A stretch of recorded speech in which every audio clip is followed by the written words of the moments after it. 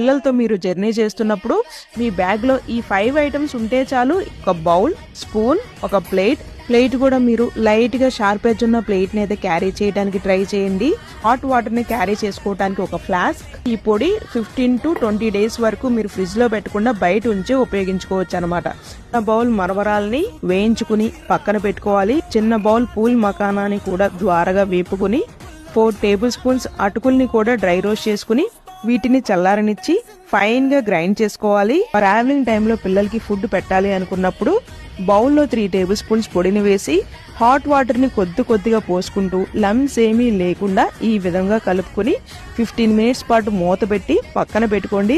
15 minutes తర్వాత ఏమైనా గట్టిగా ఉంటే మరికొన్ని వాటర్ ని పోసి లూజ్ కన్సిస్టెన్సీలో చేసుకున్న తర్వాత బనానా ప్యూరీనైనా యాడ్ చేసుకుని చిన్నారులకైతే పెట్టుకోవచ్చు అనమాట.